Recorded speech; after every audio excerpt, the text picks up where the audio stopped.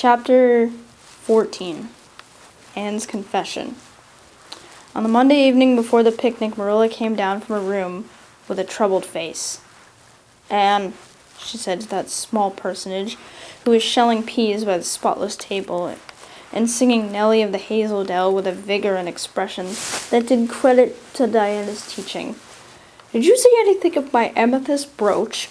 I thought I stuck it in my pincushion when I came home from church yesterday evening, but I can't find it anywhere." I saw it this afternoon when you were away at the Aid Society," said Anne a little slowly. "I was passing the door when I saw it on the cushion, so I went in to look at it." "Did you touch it?" said Marilla sternly. Yes," admitted Anne. "I took it up and I pinned it on my breast just to see how it would look." "You had no business to do anything of the sort. It's very wrong in a little girl to meddle. You shouldn't have gone into my room in the first place, and you shouldn't have touched a brooch that didn't belong to you in the second. Where did you put it?" "Oh, I put it back on the bureau. I hadn't it on a minute. Truly, I didn't mean to meddle, Marilla. I didn't think about its being wrong to go in and try on the brooch, but I see now that it was, and I'll never do it again. That's one good thing about me. I never do the same naughty thing twice." "You didn't put it back," said Marilla. "The brooch isn't anywhere on the bureau. You've taken it out or something, Anne." "I did put it back," said Anne quickly, pertly, Marilla thought.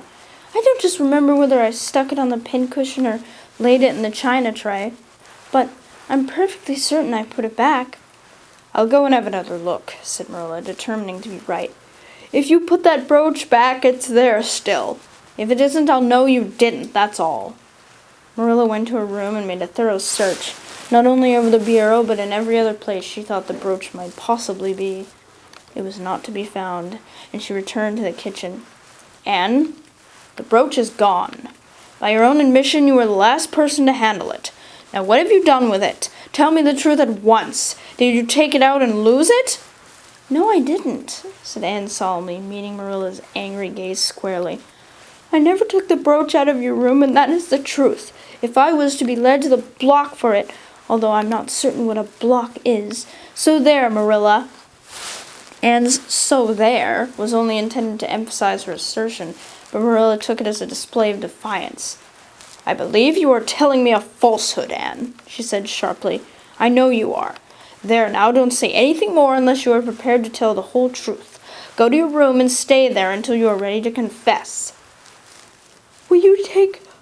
Will I take the peas with me?" said Anne meekly. "No, I'll finish shelling them myself. Do as I bid you." When Anne had gone, Marilla went about her evening tasks in a very disturbed state of mind. She was worried about her valuable brooch. What if Anne had lost it? And how wicked of the child to deny having taken it, when anybody could see she must have. With such an innocent face, too.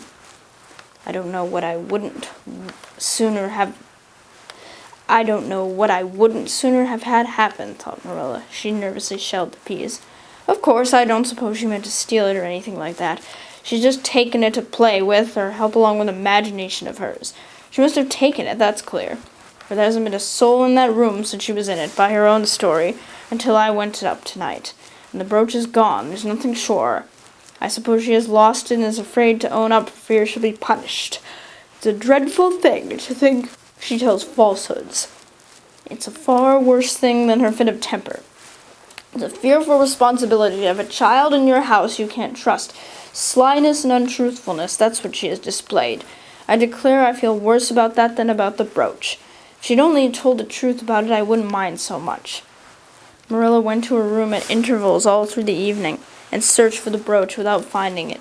A bedtime visit to the east gable produced no result. Anne persisted in denying that she knew anything about the brooch, but Marilla was only the more firmly convinced that she did. She told Matthew the story the next morning. Matthew was confounded and puzzled.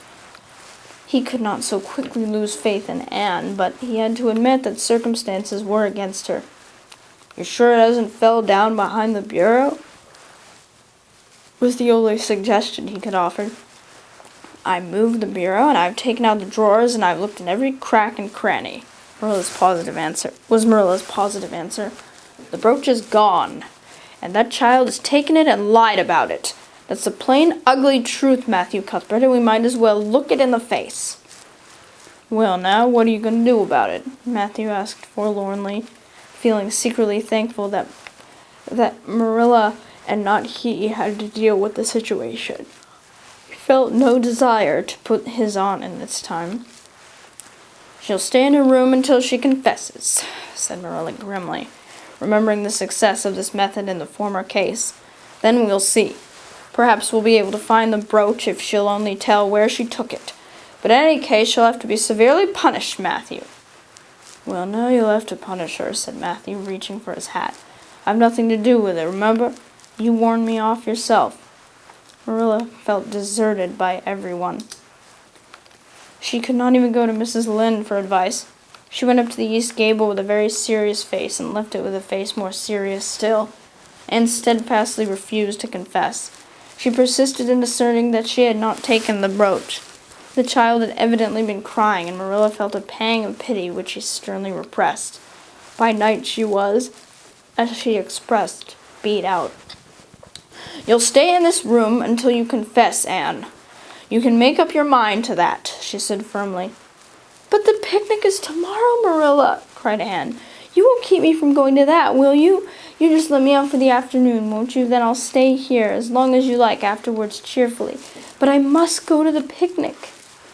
"You'll not go to picnics nor anywhere else until you confessed, Anne." "Oh, Marilla," gasped Anne. But Marilla had gone out and shut the door. Wednesday morning dawned as bright and fair as if expressly made to order for the picnic. Birds sang around Green Gables. The Madonna lilies in the garden set out whiffs of perfume that entered in viewless winds at every door and window and wandered through halls and rooms like spirits of benediction. The birches in the hollow waved joyful hands as if watching for Anne's usual morning reading from the east gable. But Anne was not at her window. When Marilla took her breakfast up to her, she found the child sitting primly on her bed, pale and resolute, with tight shut lips and gleaming eyes. "Marilla, I'm ready to confess." "Ah!" Marilla laid down her tray. Once again her method had succeeded, but her success was very bitter to her. "Let me hear what you have to say, then, Anne." "I took the amethyst brooch," said Anne, as if repeating a lesson she had learned. "I took it just as you said. I didn't mean to take it when I went in, but it did look so beautiful, Marilla, when I pinned it on my breast that I was overcome by an irresistible temptation. I imagined how perfectly thrilling it would be to take it to Idlewild and play. I was the Lady Cordelia Fitzgerald. It would be so much easier to imagine I was the Lady Cordelia if I had a real amethyst brooch on. Diana and I make necklaces of roseberries, but what are roseberries compared to amethysts? So I took the brooch. I thought I could put it back before you came home. I went all the way around by the road to lengthen out the time. When I was going over the bridge across the lake of shining waters, I took the brooch off to have another look at it. Oh, how it did shine in the sunlight.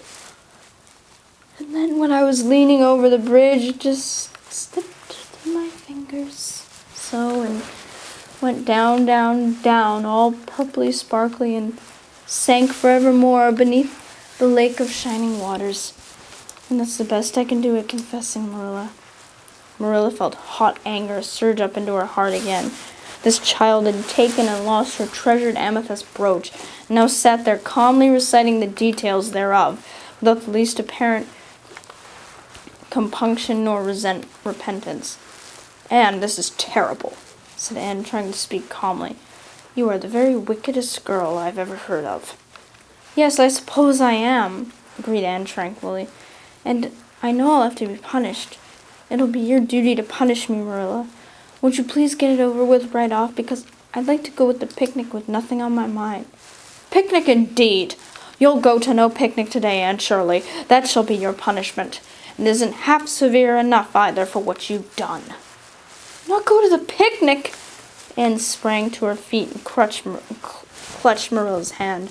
"But you promised me I might. Oh, Marilla, I must go to the picnic. That was why I confessed. Punish me any way you like, but that. Oh, Marilla, please, please let me go to the picnic. Think of the ice cream. For anything you know, I may never have a chance to taste ice cream again. Marilla disengaged Anne's clinging hands stonily. You needn't plead, Anne. You are not going to the picnic, and that's final. Now, not a word. Anne realized that Marilla was not to be moved. She clasped her hands together, gave a piercing shriek, and then flung herself face downward on the bed, crying and writhing in an utter abandonment of disappointment and despair. For the land's sake, gasped Marilla, hastening from the room. I believe the child is crazy. No child in her senses would behave as she does. If she isn't, she's utterly bad. Oh dear, I'm afraid Rachel was right from the first. But I put my hand to the plow, and I won't look back. That was a dismal morning. Marilla worked fiercely and scrubbed the porch floor and the dairy shelves when she could find nothing else to do. Neither the shelves nor the porch needed it, but Marilla did. Then she went out and raked the yard. When dinner was ready, she went to the stairs and called Anne. A tear-stained face appeared, looking tragically over the banisters. Come down to your dinner, Anne. I don't want any dinner, Marilla, said Anne sobbingly. I couldn't eat anything. My heart is broken. You'll feel remorse for conscience some day, I expect, for breaking it, Marilla, but I forgive you. Remember when the time comes that I forgive you. But please don't ask me to eat anything, especially boiled pork and greens. Boiled pork and greens are so unromantic when one is in affliction. Exasperated, Marilla returned to the kitchen and poured out her tale of woe to Matthew, who, between a sense of justice and his unlawful sympathy with Anne, was a miserable man. Well, now, she shouldn't have taken the brooch, Marilla, or told stories about it, he admitted mournfully, surveying his plateful of unromantic pork and greens, as if he, like Anne, thought it a food unsuited to crises of feeling. But she's such a little thing, such an interesting little thing. Don't you think it's pretty, though, not to let her go to the picnic when she's so set on it? Matthew Cuthbert, I'm amazed at you. I think I've let her off entirely too easy. And she doesn't appear to realize how wicked she's been at all. That's what worries me most. If she really felt sorry, it wouldn't be so bad. And you don't seem to realize it, neither. You're making excuses for her all the time to yourself. I can see that.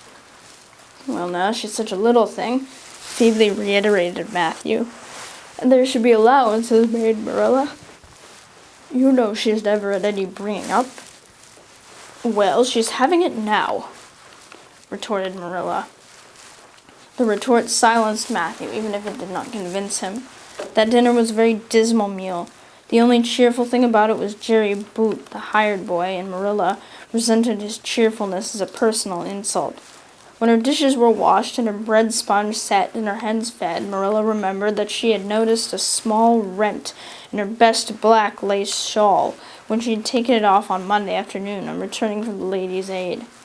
She would go and mend it. The shawl was in a box in her trunk. As Marilla lifted it out, the sunlight, falling through the vines that clustered thickly about the window, struck upon something caught in the shawl, something that glittered and sparkled in facets of violet light. Marilla snatched at it with a gasp. It was the amethyst brooch, hanging to the thread of the lace by its catch. Dear life and heart, said Marilla blankly. What does this mean?